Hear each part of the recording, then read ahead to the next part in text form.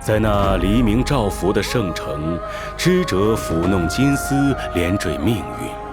背负浪漫火种的黄金翼，召集世间英雄，带领他们再度踏上漫长的征程，击落众神，归还神火，予以几近覆灭的翁法罗斯新生。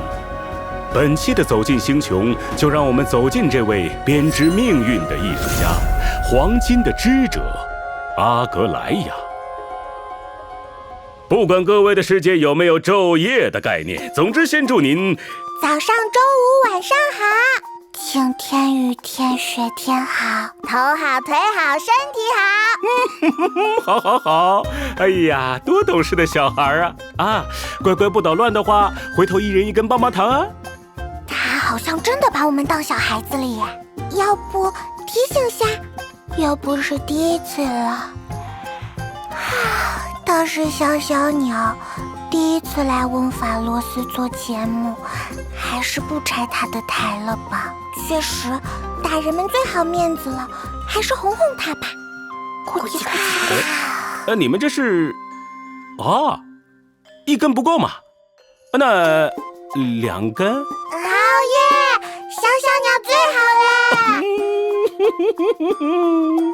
哎呀，没想到老鸡我在哄小孩这种事上还挺有天赋的。那我们就进入今天的正题吧。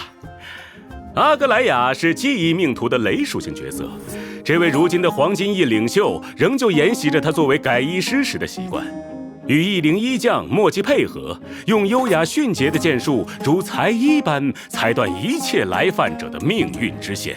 阿雅出身名门，从小就接受着严苛的宫廷剑术训练。虽然不喜欢打架，但真要和他比划比划，那也只会自讨苦吃。小提宝不对哦，要有礼貌，要叫阿格莱亚姐姐。对呀，小提宝要有礼貌哦。不嘛不嘛，阿雅就是阿雅，我不管。好，乖乖乖啊，阿雅就阿雅。释放普攻，阿格莱亚会对指定敌方单体造成雷属性伤害。释放战技，阿格莱亚会召唤形似人台名唤衣将的翼灵，并使自身立即行动。若衣将已在场，释放战技可为衣将恢复生命值。衣将被召唤时，其自身行动将立即提前，并在行动时自动发起进攻，对敌方单体及其相邻目标造成雷属性伤害。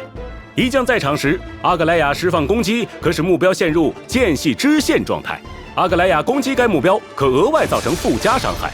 此外，衣将会优先攻击陷入间隙支线状态的敌人，并且在攻击该目标后可提升自身的速度，该效果存在上限。释放秘技，阿格莱亚将召唤衣将并一同向前发起进攻，随后和衣将一同进入战斗。进入战斗后，阿格莱亚会立即恢复一定能量，同时使敌方随机单体目标陷入间隙支线状态，随后对敌方全体造成雷属性伤害。解锁行技飞驰之阳后，战斗开始时，阿格莱亚若能量低于一定比例，会立即恢复一定能量。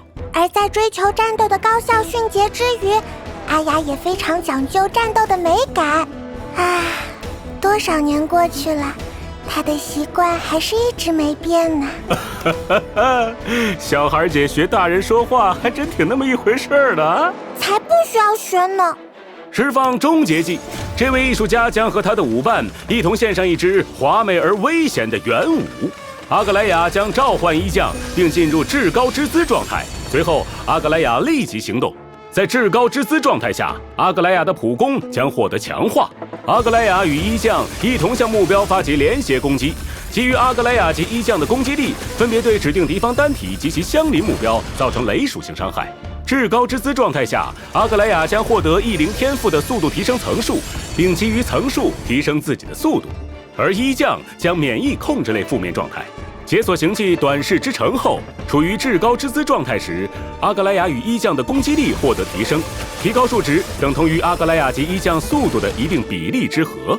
释放终结技后，行动序列上将出现倒计时，倒计时回合开始时，衣将自毁，衣将消失时，阿格莱亚解除至高之姿状态。好，总结一下，阿格莱亚和衣将是一对默契配合的搭档，与阿格莱亚攻击同一个目标后，衣将会获得更高的可叠加的速度。一将速度越高，至高之姿状态下阿格莱雅的速度也就越高。且至高之姿状态下，阿格莱雅和一将会基于速度提升攻击力，并可使用强大的强化普攻收割战场。哎呀，好长的总结呀，还是你提宝老师来吧。总结一下，总结就是，只要你也夸阿雅，那我们就是朋友。但好像有人不这么想哦。那他就是大坏蛋，不要输呀，阿雅！阿雅，我们看到，阿格莱雅先是释放了战技，召唤出了他的搭档一将，随后他立即行动，用普攻给对面带头挑事儿的家伙施加了间隙支线状态。一将紧随其后，对陷入间隙支线状态的敌人发动了进攻，这让他获得了更高的速度。敌人奋起反击，双方打得有来有回。阿格莱雅能量已满，他开启了终结技，进入至高之姿状态。在这个状态下，他基于异灵天赋的速度提升层数，提升了自己的速度，而他又和一将基于彼此的速度之和，提升了攻击力，且普攻也强化为了更具威胁的孤峰千吻。敌人受到了重创，在一将的又一轮进攻后，对面只剩下一个敌人了。由于先前对陷入间隙支线状态的敌人进行了多次进攻，此时阿格莱雅和一将的速度已快于敌人，敌人还没做出反应，便已成为剑下亡魂，下班收工。小小鸟这句下班收工真是铿锵有力呢，不愧是年轻人，很有精神。哎，您老人家还小，不懂给人打白工的苦。这是啥？巫师？扮小孩子的过家家游戏玩够了的话，麻烦来云石天宫一趟，有要事相议。您忠实的阿格莱雅。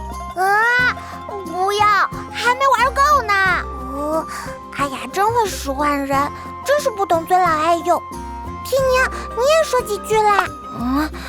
下班收工了吗？哎，不对，等一下，重点是尊老还是爱幼啊？不演啦，但是说好的棒棒糖不许赖账。